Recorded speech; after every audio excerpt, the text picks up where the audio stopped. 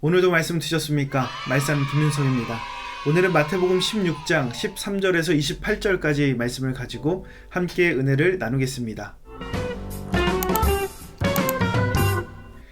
오늘 성경의 본문의 배경이 되는 지역은 가이사랴 빌립보라는 지역입니다. 황제의 칭호를 뜻하는 가이사랴와 헤롯 왕의 이름인 빌립을 붙여서 가이사랴 빌립보라는 지역의 명칭이 붙여진 거예요. 근데 이 황제의 칭호나 그 이름을 아무 도시에나 붙일 수는 없습니다. 조건이 필요해요. 그것이 뭐냐면 첫 번째는 그 황제의 이름에 걸맞는 대규모의 도시여야 됩니다. 작은 도시에 황제의 이름이나 칭호를 붙인다면 그것은 황제 모독죄가 되는 거예요. 두 번째 조건은 뭐가 있냐면 황제를 숭배하는 신전이 있어야 됩니다. 단순히 황제를 왕으로 따르는 것이 아니라 황제를 신으로 모시는 그런 지역, 그런 분위기, 그런 신전이 있는 곳에 황제의 칭호나 이름을 붙일 수 있었습니다. 가이사랴 빌립보가 그런 조건을 갖춘 지역이었어요. 이 지역에 사람들이 거들떠보지 않았던 지역, 나사렛 출신의 예수님, 허름한 그 모습으로 제자들과 이 화려한 황제의 도시로 찾아오신 겁니다. 이 도시에서 제자들과 나눈 이야기가 오늘 본문의 말씀이에요. 오늘 본문 13절과 14절 말씀을 보겠습니다. 예수께서 빌립보 가이사랴 지방에 이르러 제자들에게 물어 이르시되 사람들이 인자를 누구라 하느냐? 이르되 더러는 세례 요한, 더러는 엘리야, 어떤 이는 예레미야나 선지자 중에 하나라 하나이다. 사람들이 나를 누구라고 하느냐? 제자들이 예수님께 대답합니다. 네, 예수님, 세례 요한이나 엘리야, 예레미야 같은 선지자 중에 하나라고 합니다. 어떻게 보면 예수님이 존경받고 있구나. 그 지역에서 여전히 사람들이 예수님을 존경받는 인물로 보고 있구나. 긍정적인 답변으로 볼 수 있지만 이 지역이 어떤 지역이요? 황제를 숭배하는 가이사랴 빌립보라는 지역임을 감안한다면 이렇게 해석될 수 있습니다. 네, 예수님을 선지자나 예언자와 같은 인물 정도로는 생각할 수 있으나 황제처럼 예수님을 신으로 생각하진 않습니다. 하나님의 아들로 생각하지는 않습니다. 라고 이야기하는 것과 같은 거예요.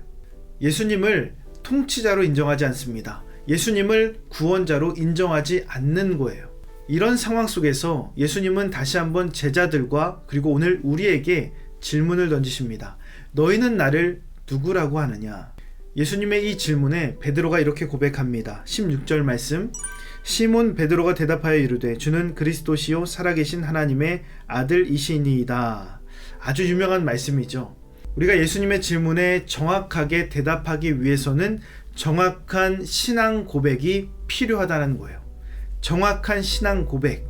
베드로의 고백이 대단한 것은 이 가이사랴 빌립보라는 지역에서 주님께 이런 고백을 드렸다는 겁니다. 세상, 황제, 그런 다른 화려한 것이 내게 능력이 아니라 세상이나 황제나 다른 물질이 내 인생의 능력이 되는 것이 아니라 나사렛 출신 그리고 다른 사람이 거들떠보지 않는 모습을 갖고 있지만 그 예수님이 내 인생의 유일한 통치자요 주인이십니다.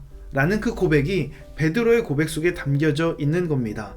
이 정확한 믿음의 고백, 신앙의 고백이 베드로에게 있었어요. 이런 믿음의 고백, 정확한 신앙 고백을 세상의 중심에서 외칠 수 있어야 된다는 거예요. 그러기에 베드로가 이런 정확한 신앙 고백이 있었기에 어떤 일이 일어납니까? 이 고백을 통해서 사명을 부여받게 돼요. 정확한 신앙 고백을 통해서 사명이 주어진다는 겁니다. 18절에서 19절 말씀을 보십시오. 또 내가 내게 이르노니 너는 베드로라. 내가 이 반석 위에 내 교회를 세우리니 음부의 권세가 이기지 못하리라. 내가 천국 열쇠를 내게 주리니 내가 땅에서 무엇이든지 매면 하늘에서도 매일 것이요 내가 땅에서 무엇이든지 풀면 하늘에서도 풀리리라 하시고. 예수님이 베드로의 고백을 칭찬하십니다. 그리고 이 베드로에게 이제 베드로의 이름을 주시는데 그 뜻이 뭐냐면 반석이란 뜻이에요. 반석. 이 반석 위에 예수님의 교회를 세우겠다 그 뜻을 밝히십니다. 즉 베드로의 사명이 이어지는 거예요. 베드로가 이 땅에서 어떠한 삶을 살아가야 되냐? 반석으로 예수님의 그 몸된 교회를 세우는데 역할을 감당하는 그 믿음의 삶을 살 것이다. 예수님께서 그런 약속을 베드로에게 하시는 거예요. 정확한 믿음의 고백으로부터 사명이 출발하게 되는 겁니다. 오늘 예수님이 우리에게 어떠한 분이십니까? 이 질문에 대한 정확한 신앙의 고백, 정확한 믿음의 고백이 있을 때 우리의 사명이 보이게 되는 거예요. 이 땅에 내가 누구로 살 것인가? 이 땅에서 내가 어떠한 존재로 살 것인가? 예수님을 정확히 알아야 내가 이 땅에서의 정확한 나의 정체성과 나의 사명을 발견할 수 있는 거예요. 예수님에 대한 그 신앙 고백이 이 땅에서 나를 반석으로 그 사명으로 이끌어 간다라는 겁니다.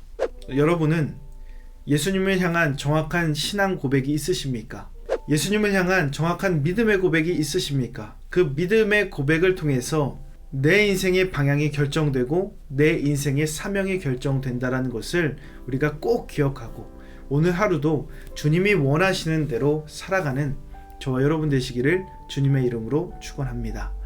몇 가지 묵상 질문을 알려드립니다. 나의 인생의 주인은 누구라고 생각하십니까? 현재 나는 어디에 가장 많은 에너지를 쏟고 있습니까? 예수님을 주인으로 고백하는 삶의 모습으로 가기 위해 오늘 내가 결단한 것은 무엇입니까? 이 묵상 질문을 오늘도 스스로에게 던져보시고 답을 찾아가시면서 구체적인 삶의 실천 계획까지 세워보시기 바랍니다. 오늘 말씀의 내용이 도움이 되셨다면 좋아요와 구독 꼭 눌러주시고 오늘 이 말씀이 여러분의 삶이 되기를 예수님의 이름으로 축복합니다.